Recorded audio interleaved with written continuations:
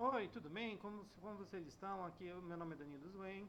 Eu estou aqui para falar nessa questão do argumento de que o Sul sustenta os Estados do Norte, então por isso o Sul deveria fazer uma secessão, né? E a pessoa apresentou um artigo que traz uma tabela do Instituto Rothbard. Eu, como estou no Brasil, eu não tenho obrigação nenhuma de pronunciar isso conforme é pronunciado na língua original desse nome.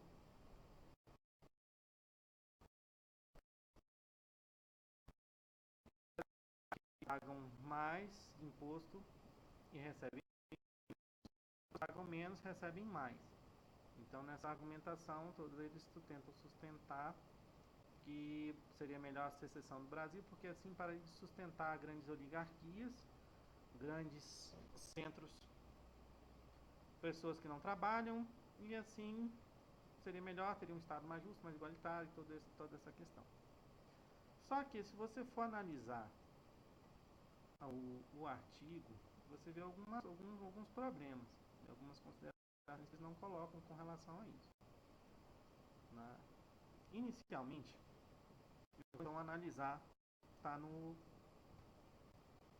está no o artigo citado, que está no hotbardbrasil.com, né, que é um instituto, pelo que eu estava vendo, liberal clássico. Não, isso vai ser importante para a informação lá na frente, né? E que tem como base a escola austríaca de economia. Né? Não vou dizer que é da escola austríaca de economia, mas sim um grupo que tem uma ideologia que, na parte econômica, se interessa pela escola austríaca. O artigo foi escrito por Leandro Rocha em 22 de março de 2016. E está sendo apresentado isso como se o Sul gastasse muito do seu dinheiro para sustentar os outros países e que o governo federal faz essa divisão de forma muito injusta. Né? Analisando o artigo, inicialmente ele começa falando sobre uma tabela que refere a 2015 sobre os impostos federais, que seriam IPI, IRPF, IRPJ, IRRF, retido na fonte, IOF, ITR, esses são os impostos. E as contribuições, CPMF, COFINS, PIS/PASEP, a CSLL e a CID, que é uma contribuição sobre os combustíveis, né? E contribuições para o Fundaf e outras receitas administrativas. É interessante ressaltar essa questão que umas coisas são impostos e outras são contribuições, porque isso tem uma interferência de como é repartido esse dinheiro, que vamos falar mais na frente. Né? E ele fala que dentro do resultado final de cada estado, que paga-se de imposto federal e o que recebe de repasse do repasse federal da União para os estados seria insuficiente nos estados mais ricos. Os estados mais ricos pagariam mais e os estados mais pobres receberiam muito mais do que o devido, e assim teria-se uma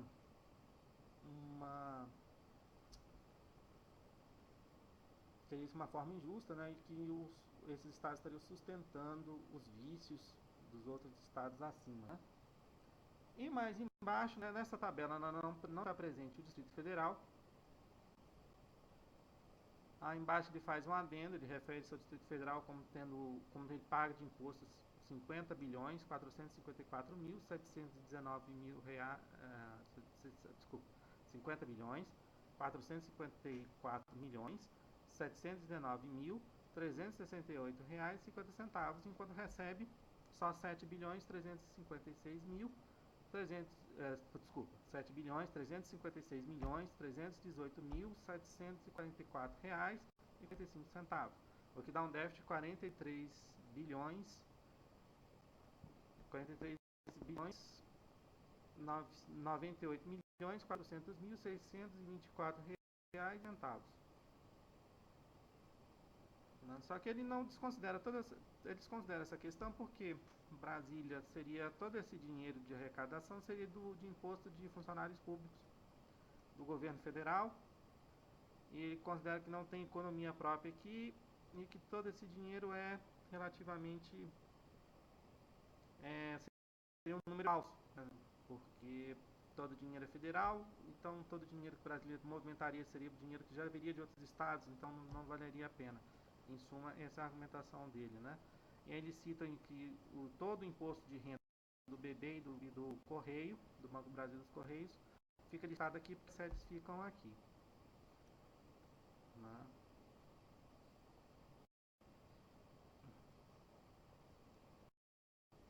E considera que Brasília recebe mais dinheiro do que o estado de Santa Catarina, apesar de ser, né, que o Distrito Federal recebe mais dinheiro que o estado de Santa Catarina. Apesar de ser, eu não sei qual é a base dele falar isso, porque segundo aqui, Santa Catarina recebeu 8 bilhões, 8,6 bilhões, e fala uma crítica aqui, 8,6 bilhões em dinheiro, e o DF só recebeu 7,3 bilhões. Então, o passe oficial, dando com repasses oficiais em todas as tabelas acima, ainda está menor que Santa Catarina, né? Santa Catarina recebe 1 bilhão a mais. Então eu não sei dizer onde é que ele acha que Brasília recebe mais dinheiro que Santa Catarina, mas tudo bem. Depois vamos aprofundar isso quando eu falar do porquê ele exclui o DF, né? E por que ele faz. Agora, na questão da análise, isso é uma coisa que todo mundo tem que aprender na primeira informação, não deve aceitar na pronta. Tem que criticar, tem que ver informação, tem que ver quem escreveu, quais são as formações que essa pessoa escreveu, né, por que ela está escrevendo, se ela faz parte de um movimento tal ou X. E você tem que ver, prestar muita atenção no que é dito, nas informações presentes no artigo, e também tem que prestar atenção no que não é dito no artigo, ou que é deixado meio nas sombras, ou algumas informações que, apesar de estarem no artigo, não dá importância na hora que ele está analisando, criticando essas informações. Porque isso diz muito os porquês da pessoa fazer isso, aquilo, se é honesta ou não, se ela está mais ligada a uma ideologia com a verdade, se ela é prática ou se ela é idealista. Tudo isso importa na hora que você está analisando o texto dos porquês. Quando você presta muita atenção nisso, você é menos enganado pelas coisas. Porque as pessoas tentam às vezes empurrar as ideias para você e necessariamente elas não têm nexo, ou então elas não têm a sustentação adequada. E é por isso que às vezes algumas informações somem do texto, porque se elas aparecerem, a pessoa já vai assim, opa, tem uma coisa errada. Mas eu pago tanto, mas eu recebo tanto. Uma coisa não é tão grave assim quanto você diz. Então, nós falamos de fora. Um exemplo claro que você pode ver ao analisar a tabela, por exemplo, ao analisar o texto, na hora que ele vai para os impostos, quais são os impostos e contribuições federais que vão ser ao governo federal, ele detalha cada imposto e cada contribuição que entra dentro dessa tabela. Porque para dizer que tem vários impostos, várias contribuições. Ele não explica a diferença, por exemplo, de imposto e contribuição. O motivo de ter o C na frente ou o I determina como ele vai ser gerido pelo imposto federal. Obrigatoriamente, ele para os estados e municípios. A União ficará com uma parcela pequena, em torno de uns 30% mais ou menos, e os 70% dela. É obrigatório essa volta. Já a contribuição federal, ela não é obrigatória. A contribuição fica com a União e ela decide para onde vai esse dinheiro, quando ela tem poder de decisão sobre esse dinheiro. Que tem algumas coisas como o COFINS e o COFINS, o PIS, PASEP, eles são impostos para Seguridade Social. Esses impostos são usados para as contribuições. As contribuições são usadas para pagar a previdência, a assistência e a saúde. Então esse dinheiro que entra, ele tem um motivo para ele entrar e tem uma área que ele deve ser colocado. O investidor não pode gastar esse dinheiro com qualquer coisa que ele queira gastar, né? Exceto por 20% dessa arrecadação, porque 20% dessa arrecadação ele pode gastar em que ele quiser. Né? Então 80% dessa arrecadação tem que ser gasto em previdência, assistência e saúde. É obrigatório. Né? E quando a gente fala em assistência, isso é seguro-desemprego, paga aposentadoria, paga seguro-saúde, né? Entra no orçamento do SUS para poder utilizar na saúde. Isso é repassado pelo SUS aos municípios e estados, né? E mantém a Seguridade Nacional, né? Auxílio defeso. Bolsa Família não, que Bolsa Família é uma coisa. Ele tem na hora que estava fundando, eu lembro das reportagens falando, ele não está ligado à Seguridade Social. Então a arrecadação em dinheiro que vai para a Bolsa Família vem de outra receita. Então não é obrigatoriamente dessas contribuições. Né?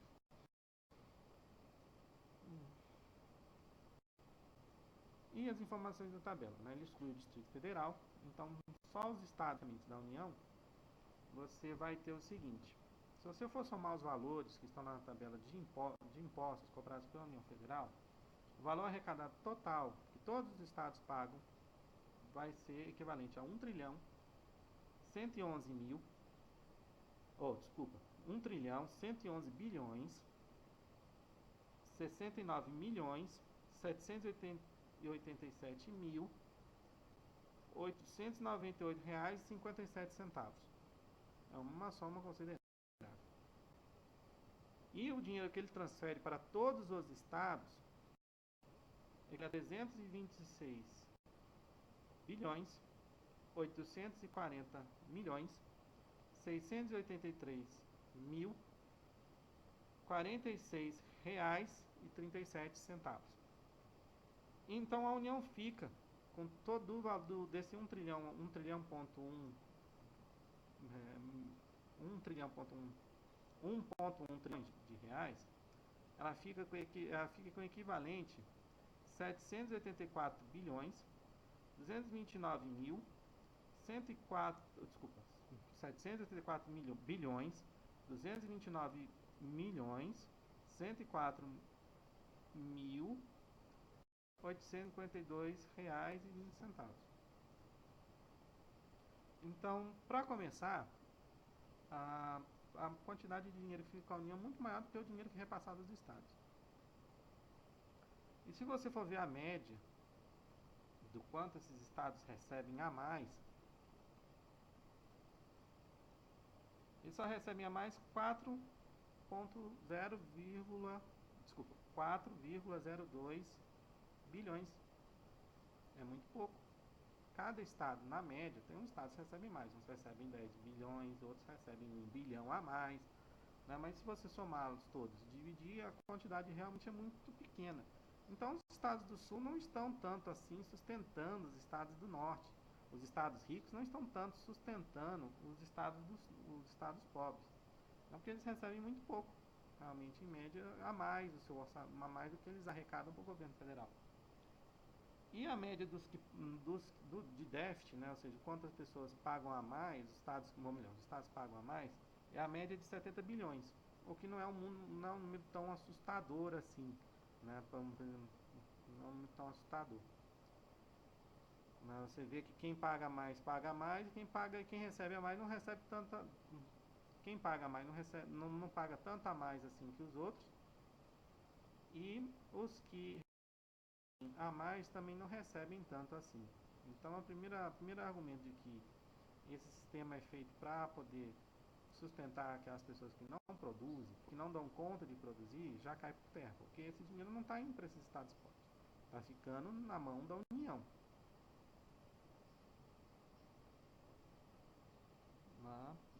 E isso já modifica um pouco a visão das coisas. Né? Um Estado sustentando verdadeiramente outro. Então, esse primeiro argumento acaba. O problema não é da Federação Brasileira, o problema não são os Estados pobres que sobrecarregam os Estados ricos, o problema é a União, que tem uma quantidade muito grande de impostos e contribuições. Algumas delas são necessárias para a seguridade social e o bem-estar social, né, que as pessoas não podem trabalhar a vida inteira, as pessoas precisam ter saúde, e a saúde é muito cara, há uma necessidade de uma saúde pública realmente, o que precisa ter ciência. Países que implantaram o liberalismo, como a Inglaterra, na mão de Margaret Thatcher, têm um sistema de saúde similar ao SUS brasileiro, só que é bem gerido. Então, a população consegue ter uma boa saúde e uma economia forte, mesmo com princípios liberais também agindo. Né? E também vem a questão do Distrito Federal, né? Que ele diz que o Distrito Federal ele não paga, ele não, todo o dinheiro dele depende do governo federal, como se a gente aqui não existisse. Eu moro aqui, né? Então, nós temos uma economia aqui específica. Nem todos aqui são servidores federais. Então, nós trabalhamos, nós contribuímos com impostos. Eu pago impostos. Além dos impostos federais, nós pagamos os impostos distritais. E a arrecadação do ano passado está em torno de 13 bilhões de reais. Né? Segundo o dinheiro, o dado do repasse de 2010 para do dado para Brasília, de 7 bilhões. Então nós pagamos quase duas vezes de imposto estadual, ou estadual não, desculpa, distrital. Nós pagamos quase duas vezes de imposto distrital que o governo federal manda para cá. Nós também pagamos uma alta taxa de impostos. A realidade de impostos altos não é só uma realidade federal. O governo federal tem impostos altos, mas o Distrito Federal, os estados e os municípios também têm seus impostos. E eles cobram altíssimos esses impostos. Não existe agenda liberal em nenhum desses estados. Então, como é que pode dizer assim, vamos separar o Sul e daqui a pouco nós teremos um estado liberal? Não, não terão. Porque o Sul não é liberal, o Rio Grande do Sul não é liberal, o Santa Catarina é liberal, o Paraná não é liberal. Todos esses estados cobram impostos altos dos seus cidadãos, além dos impostos federais que a gente paga, o cidadão também paga os impostos estaduais e municipais. Brasília não, ele não tem prefeitura, né, mas nós pagamos uma alta taxa de impostos municipais se acumulam com impostos que seriam estaduais aqui. Então nós pagamos todos para o GDF. Enquanto vocês pagam um pedaço para o governo do estado e um pedaço para o governo municipal. Aqui não, a gente paga tudo para o GDF. Né? E com isso a gente paga a quantidade de impostos. E eu não sei por que a pessoa discrimina tanto assim no Distrito Federal. Os servidores, mesmo que sejam federais, eles estão trabalhando e recebendo seu dinheiro e movimentando a economia do local aqui. E os servidores federais não são a maior parte da população do Distrito Federal. O Distrito Federal tem quase 3 milhões de pessoas. E se você contar o entorno, daí tem mais mesmo, porque nós também sustentamos o entorno. Tá? Vocês estão reclamando de estar sustentando os estados, nós sustentamos as prefeituras do entorno. Além das pessoas que moram no Goiás e Minas vir terem empregos aqui no Distrito Federal, eles também usam serviços do Distrito Federal. Saúde, educação, emprego. Emprego, eu já falei isso. E também o dinheiro do orçamento do Distrito Federal vai para essas prefeituras, porque as pessoas do entorno votam aqui nas eleições nacionais, e quando é para a eleição municipal, eles migram o seu título de eleitor para as suas cidades, para ir votar nos prefeitos e vereadores. Então, como o entorno também vota no DF, por causa dessa migração eleitoral, eles moram muito próximos, fazem esse trânsito, né, de 2 em 2 anos, o dinheiro do GDF vai para lá. né? E não é confortável, mas todos são brasileiros, né? O DF não está com problema por problemas financeiros por causa do repassa de mais dinheiro para a União ou recebe de menos. Nós temos uma arrecadação que é grande, nosso orçamento é muito maior do que a União nos passa. Então nós não dependemos tanto assim da União. Um terço só do nosso orçamento vem da União. Os outros 2 terços são pagos por nós, por nossos impostos, nosso trabalho, nosso PTU, o nosso IPVA, nos nossos comércios. Meu pai já foi empreendedor e ele tinha que pagar os impostos distritais, assim como eles. Então nós também sofremos a mesma coisa na alta de impostos. Nós não estamos em privilégio porque o governo federal está aqui, como o artigo tenta dizer. Eu não sou servidor público federal, minha mãe não é servidora pública federal, meu pai também não. Meu pai é vendedor, inclusive. Né? Ele vende para as empresas que estão aqui no GDF. Não, estão aqui no festival, ele vende shopping para agropecuárias. Né? Então ele é vendedor externo. Ele não recebe nem um centavo de forma direta do Estado. Então o Distrito Federal não tem por que ele estar sendo discriminado aqui. E a gente vai agora vamos analisar também alguns porquês, né? Além dessas informações objetivas, agora o porquê certas informações não estão objetivamente descritas no artigo, né? Você olha para o artigo e você vê que ele não explica. Esse dinheiro está retornando por quê? Esse dinheiro está retornando é o quê? Investimento? É repasse obrigatório? É o quê? Qual foi a metodologia usada para fazer essa tabela? Tá, ele explicou a metodologia do porquê do dinheiro que sai.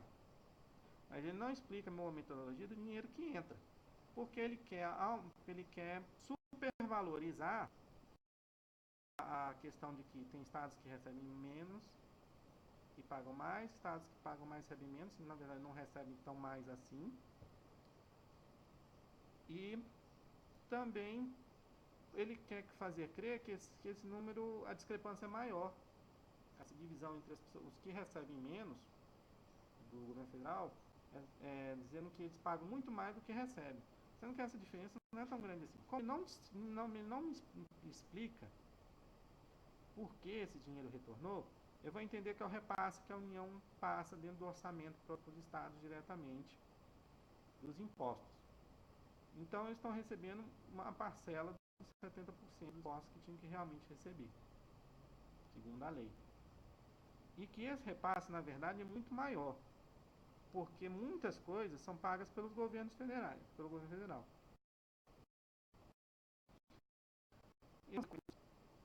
Nesse repasse,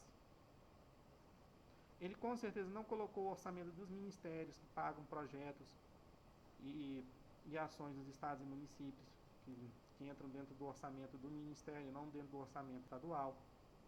Não entra para o governo do estado, nem dos municípios. Ele não está levando em conta a assistência prestada pelo governo federal, as aposentadorias, que sai do Caixa Federal, que vai diretamente para o cidadão dos estados do sul, desses estados. Ele não deve estar contando com o seguro defeso, que paga aos pescadores na época que eles não podem pescar, na época do defeso, que também sai do cofre federal direto para a mão do cidadão. Ele não deve estar contando Bolsa Família, apesar que nós, como temos nossas críticas ao programa do Bolsa Família, ele acaba sendo um retorno do dinheiro de volta para o Estado. Né? Tem pessoas que recebem no Rio Grande do Sul, Santa Catarina, Paraná, e esse dinheiro volta para esse Estado, volta para a mão das pessoas e isso movimenta a economia de uma forma ou de outra.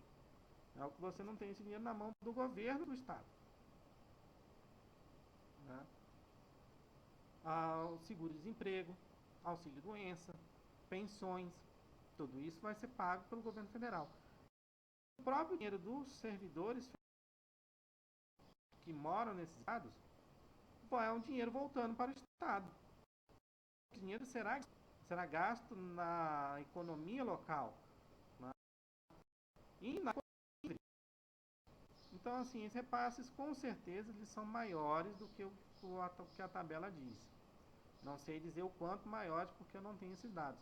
Mas como vários dados, vários pagamentos são feitos direto da União, vários investimentos, créditos, né, crédito agrícola, dinheiro do BNDES, tudo é dinheiro federal indo para os estados.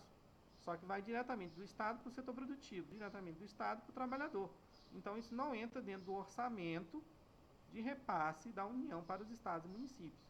Mas a União paga muito mais coisas. Né? Desses 784 bilhões que não repassa para ninguém nesse repasse obrigatório aqui, orçamento, ele é usado para coisas que beneficiam o país inteiro.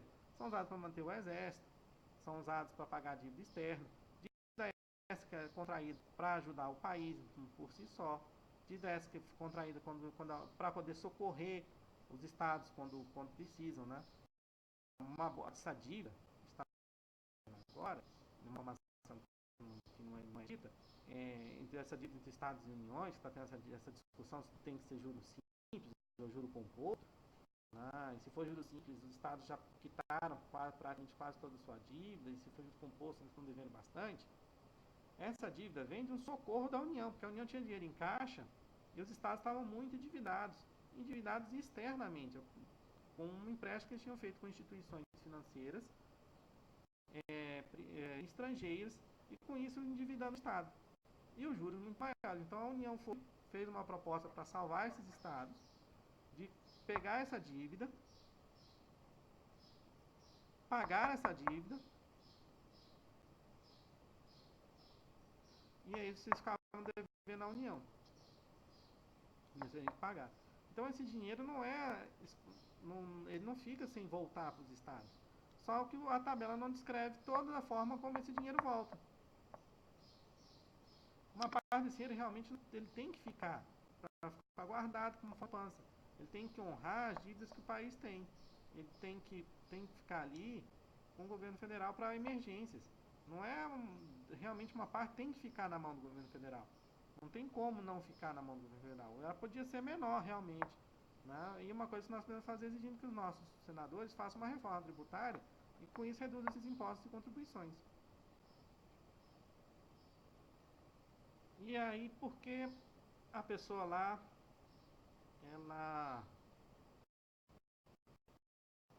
Brasília está sofrendo a mesma coisa sobre o governo federal. Apesar de Brasília ter um comércio, ter uma economia local própria, né, e que a gente paga a mesma quantidade de impostos que qualquer um paga. Né? Eu pago a mesma quantidade de impostos que você que está me assistindo no Sul paga. Não é porque eu estou aqui em Brasília que eu não pago, que eu pago menos impostos que você. Que o governo federal é mais bonzinho comigo. Não é bem assim, não. E não só pago uma alta taxa federal, como também pago altas taxas distritais, como vocês também pagam altas taxas estaduais.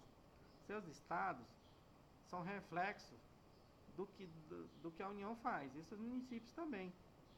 E na própria a simples divisão não vai mudar isso. Né? Brasília também recebe grandes montes de dinheiro, porque nós temos bons políticos. Bons no sentido de organizar, de quando é para conseguir dinheiro, eles são bons. Eles conseguem, nós elegemos só 6 deputados, 3 senadores.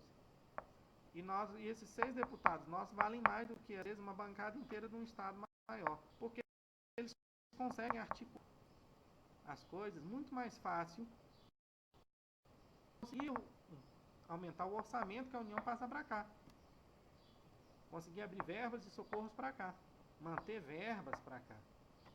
Né? Eles estão muito articulados. Né? Você pode ver ali, por exemplo, estava sendo cotado para ser presidente da Câmara Distrital, Rogério Rosso. Rogério Rosso foi daqui. O Distrito Federal que é pequenininho, é uma bancada minúscula e quase que um dos nossos deputados se elege presidente da Câmara dos Deputados. Era um dos nomes cotados. Às vezes é hora de parar de culpar Brasília e começar a culpar suas péssimas escolhas eleitorais. Por estarem votando em políticos incompetentes, ineficientes e não fazem o seu trabalho.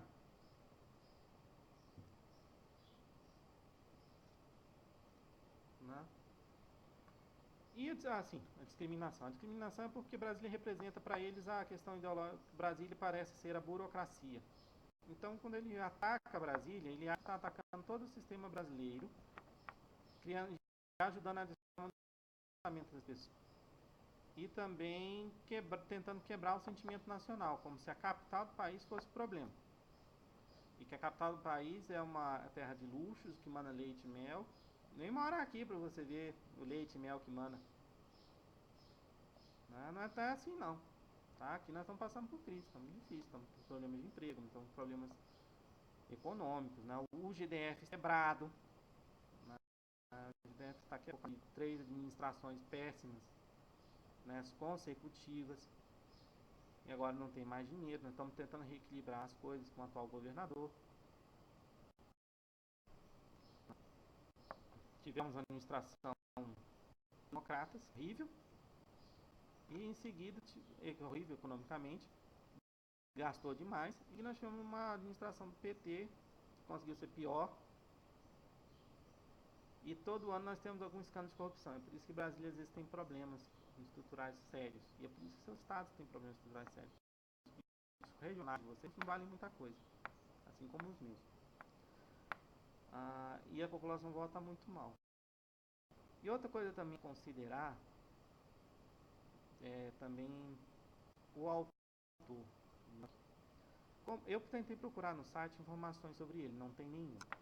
Ele escreveu uma quantidade absurda de artigos desse site, mas eu não vi onde ele mora, quem ele é, os porquês dele. Eu só sei que dele é o seguinte: a ideologia dele é clássica, porque é a ideologia que o site prega,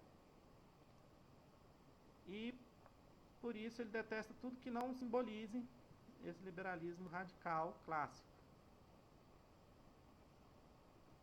Né? Em Brasília é a capital dessa República Federal, dessa burocracia que ele não gosta, então ele tenta gerar esse descontentamento. Como eu não sei onde ele mora, eu não sei nem se ele faz parte do movimento Sul é Livre. Se ele for parte do movimento Sul é Livre, o motivo dele é esse, é quebrar o sentimento nacional, fazendo com que o brasileiro odeie a sua capital, que a capital, sempre a capital de um país é onde ele simboliza a unidade nacional. Washington DC simboliza a identidade nacional americana, né? Lá é a nossa capital, lá é o centro do nosso governo, né? Lá é a unidade onde estão todos os nossos deputados, onde decide o destino da nação, eleitos por nós, tal, né? Então ele pode estar tentando quebrar isso, mas como ele estrategicamente não dá informações pessoais dele para que a gente não possa, não saber os motivos dele, fica um pouco difícil. Só que é um tanto complicado seguir a proposta liberal clássica, porque a proposta liberal clássica ela já fracassou. Então esse site ele é idealista, ele não é prático. As pessoas que querem o Sul livre são idealistas e não práticos, né? Eles acham que aquilo ali vai resolver tudo e que aquilo ali é o que resolve e nada daquilo resolve. É por isso que às vezes quando a gente vai reclamar dessas pessoas que o Sul não deve se separar, a gente chama de socialista, porque para eles todo mundo que não pensa como eles é socialista.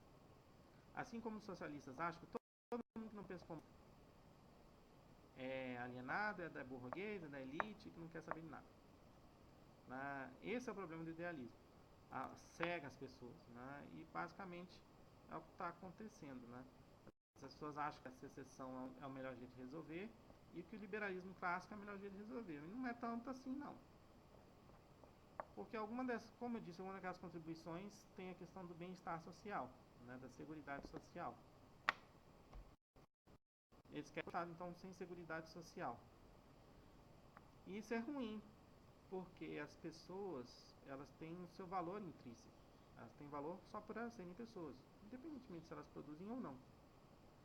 Então você tem que garantir, às vezes, o mínimo para essas pessoas, de diminuir o sofrimento, porque não é nem falta de mérito. A pessoa trabalha, mas não tem como todo mundo ser rico.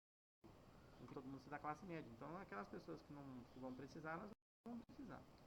E a seguridade, elas não têm como trabalhar para o resto da vida. A meritocracia radical, ela nos Estados Unidos faz com que quando a pessoa fica velha, e aí ela passa a dar prejuízo e não consegue mais trabalhar para sustentar, já que o sistema previdenciário lá é meio ruim, e se a pessoa não usa reserva no sistema privado, ela não recebe nada depois que está na velhice, mesmo esteja na pobreza, o que é que acontece? Os familiares enterram ela dentro de um asilo público ou privado. Porque é uma pessoa que não produz mais dentro da casa, então não tem mais estado dentro da casa, então coloca o velhinho enterrado no asilo. O deficiente não produz. Então, como ele não produz, enterra o deficiente num hospício, num sanatório, numa casa para deficientes, para que a família possa parar de gastar o seu tempo com algo inútil, um ser humano inútil, e aí começa a produzir dinheiro para o capital. Essa meritocracia é bom, mas o radicalismo sempre é um problema. E como esse site é um radical, então ele é tão nocivo à população quanto um socialista, porque não considera questões subjetivas, não tem valor nenhum intrínseco da pessoa, a pessoa só é o que ela produz, então você não pode dar quem não produz, você não pode diminuir o sofrimento do ser humano. E qualquer medida que você faça para poder melhorar isso é considerado por ele socialismo. Então, mesmo Margaret Thatcher sendo a mãe do neoliberalismo, eles são liberais, é neoliberal, ter mantido o sistema de saúde pública inglês, para eles é um absurdo. Para ter mantido uma previdência forte no sistema inglês é um absurdo. Eles consideram isso como social-democrata. Então, se a gente for avaliação mais séria, na consequência séria do que eles falam, Margaret Thatcher seria social-democrata. O que é um pleno absurdo. Ela deve se revirar no túmulo quando alguém fala para ela, quando alguém deve falar que o que ela fez foi social-democracia. Que ela já morreu, né? Pobre coitado.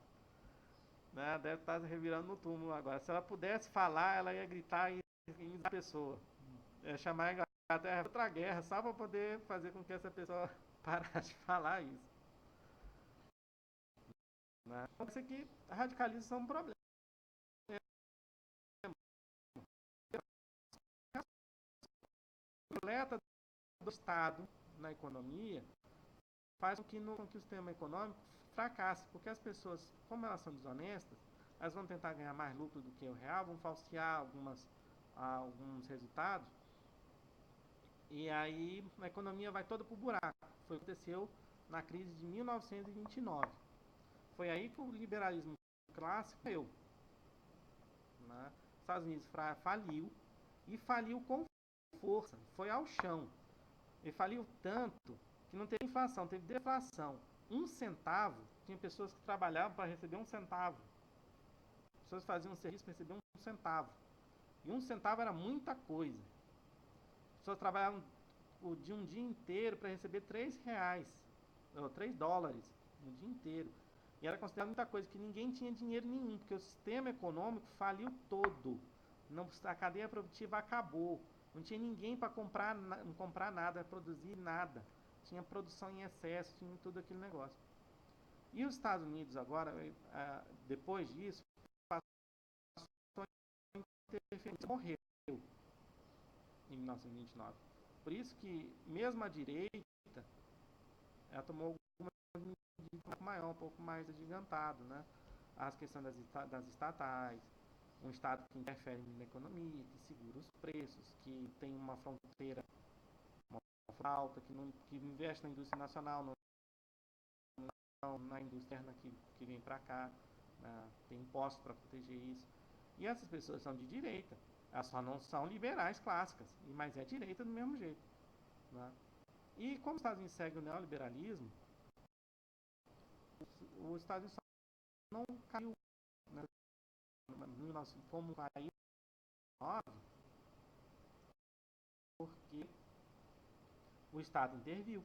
O Estado interviu, comprou bancos e assim conseguiu garantir o mínimo. Os Estados Unidos penou, mas ele não foi lá no chão como aconteceu em 1929. E a crise foi análoga. O sistema financeiro americano faliu. faliu por completo.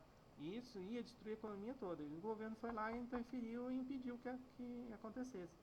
Então, assim, não dá para ser liberal clássico mais. O liberalismo clássico já se mostrou fracassado. Tão fracassado quanto o socialismo. Então, não dá para ser idealista e radical e querer ser um Estado neoliberal clássico que não serve. Mas podemos ser neoliberais? Podemos. Mas nós temos que pensar em outras coisas. Né? Tem que fazer as considerações práticas. Tem coisas que não dão para ser implementadas. Tem coisas que podem ser implementadas, podem dar certo no começo, mas lá na frente vai dar problema. Né?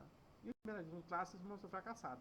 Então, qualquer uma tentativa, ou pessoa que venha falar com você, que o liberalismo clássico é a solução dos nossos problemas, ele está agindo igualzinho ao socialista, dizendo que o socialismo é a solução de todos os nossos problemas. O liberalismo clássico não é a solução dos nossos problemas. E idealismo também não é a solução dos nossos problemas. A solução dos nossos problemas é sermos práticos e vermos no que realmente dá certo, o que realmente é custoso e vamos fazer sem esquecer de algumas coisas que têm relação à humanidade. Não dá para o Estado deixar de fazer essas coisas, porque senão algumas pessoas não vão conseguir ter esses serviços, vão sofrer muito. Então, é nosso dever como nação cuidar de todos. Podemos fazer uma divisão mais justa. Quem trabalha mais recebe mais, quem trabalha menos recebe menos. Mas, de alguma forma, nós temos que distribuir as coisas para as pessoas. Distribuir o bem-estar, não distribuir o dinheiro, distribuir o bem-estar para as pessoas. O governo tem que ter alguns serviços. Mesmo que a pessoa seja pobre na Inglaterra, ele vai ter uma saúde pública, ele vai chegar no hospital, vai ser bem atendido e vai ter remédios baratos. Isso é importante porque é o bem-estar dele. E uma sociedade equilibrada, que tem bem-estar, ela produz mais. Ela vai ter chance de produzir tecnologias melhores. Ela não vai só trabalhar só até morrer, ou ficar doente.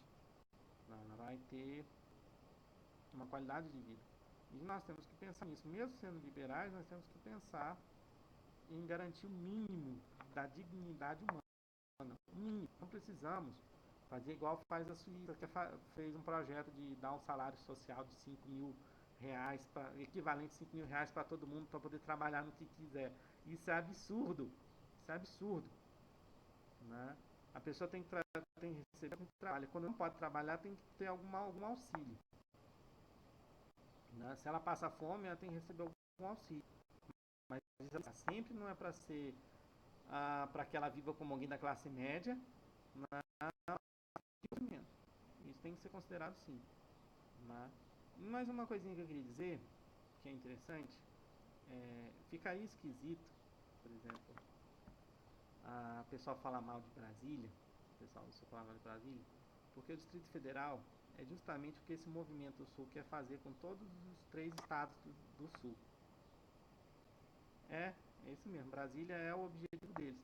Porque quando eles falam a federação municipalista, são municípios que funcionam como estados. E Brasília é um município que funciona como um estado, na prática. Assim, Tem todo um discurso que Brasília é município dos municípios. E por isso ele tem um status privilegiado, porque é a capital federal. Então, o status privilegiado. Então, ele se autogoverna, ele é senador, ele é deputado, diretamente para o Congresso Federal, sem ter que eleger um governador estadual. O nosso governador é o nosso prefeito. Então, nós temos uma esfera só, um município com status de estado. Tanto é que nós não temos uma Câmara Legislativa, nós temos uma Assembleia Legislativa, coisa de município.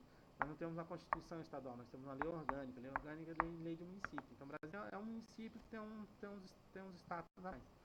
E o que esse movimento do Sul quer implantar é que todos os municípios do Sul, do Rio Grande do Sul, Santa Catarina e Paraná, funcionam como Distrito Federal. Apaguem-se essas fronteiras e cada município será um estado, na prática. Será um município emancipado, que vai eleger diretamente para as esferas federais. sem ter aquele governo estadual no meio. Então fica estranho eles falarem mal de Brasília, que Brasília é opressora, que Brasília vive de impostos, que Brasília é isso e aquilo, sendo que o que eles querem implantar em todo o Sul é Brasília. Eles querem que Porto Alegre seja de Brasília. Eles querem que Florianópolis seja de Brasília. Eles querem que Santana do Livramento, lá no interior do Rio Grande do Sul, seja como Brasília, se autogere. Né? Há um governo federal fraco e os municípios que vão ditar as suas leis, o seu orçamento, o que vão fazer, o que não devem fazer, como se cada município funcionasse como um estado norte-americano. Mas eu acho muito estranho mesmo eles falarem mal de Brasília, sendo que Brasília é o que eles querem fazer. No início eu termino. Eu não sou muito objetivo, sou um pouco prolixo, né? E não consigo gravar vídeo mais de uma vez. Então não sei fazer edição. Não tem quem faça isso pra mim. E escrever pra mim é um tanto chato, porque eu sou disléxico, então pra mim escrever é difícil, eu não consigo me expressar na mesma velocidade que eu penso. Então, é por isso que eu estou fazendo esse vídeo. Então me desculpe alguns erros, alguns gaguejos, algumas outras coisas, né? Ou alguma falta de objetividade, porque infelizmente é como eu penso, eu ajo, e é meio um pouco difícil fazer algo mais direto. Bem, obrigado por ter ajudado alguma coisa e ter falado alguma coisa sobre esse artigo e algum desses argumentos que eles fazem econômicos com relação ao Sul, né? Vale mais a pena começarmos a eleger bons políticos, porque dividir o Sul será dividir o Sul com o que ele tem hoje, com os políticos que ele tem hoje e a população que ele tem hoje. E tomar cuidado com radicalismos. Né? Radicalismo é sempre um problema. Seja ele de esquerda, seja ele liberal, seja ele de ultradireita nacionalista, todos eles são tão utópicos e tão fanáticos por suas ideias que não conseguem ver as situações práticas e lógicas e que isso não vai dar certo, ou se der certo, o preço para dar certo vai ser muito mais alto do que se tivesse deixado como está. Tem coisas que não vale a pena investir porque é muito caro. O preço é extremamente alto. Bem, obrigado.